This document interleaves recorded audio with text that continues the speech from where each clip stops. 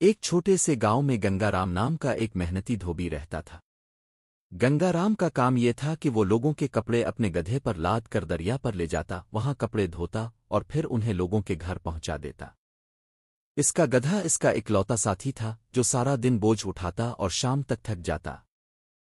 एक शाम जब गंगाराम कपड़े धोकर वापस आ रहा था तो इसकी बीवी लक्ष्मी ने दरवाजे पर खड़े होकर कहा, चिल्लू, गधा भी थक गया होगा, इसे जल्दी घर ले आओ। रात के खाने का भी इंतजाम करना है। हर रोज इतनी देर लगाते हो कि खाना वक्त पर नहीं खाया जाता। गंगाराम ने सर झटकुते हुए मुस्कुराते हुए जवाब दिया, अरे लक्ष्मी, इस थकन भरी जिंदगी में और क्या बचा है। मेरा स्वर्ग जाने का वक्त भी अब करीब आ रहा है। लक्ष्मी ने कहा, ऐसा क्यों बोलते हो?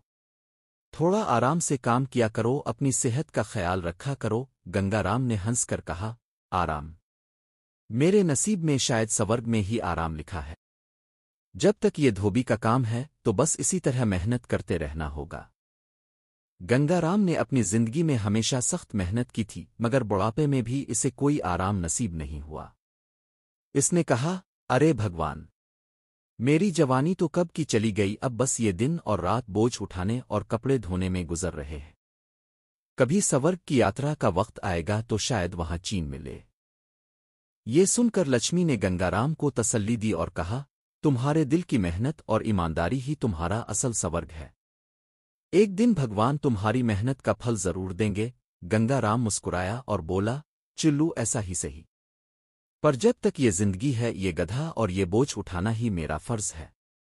ये कहानी हमें सिखाती है कि मेहनत और ईमानदारी से काम करने वालों को हमेशा अपना फ़र्ज़ निभाना चाहिए और उम्मीद रखनी चाहिए कि आने वाले दिन बेहतरीन होंगे।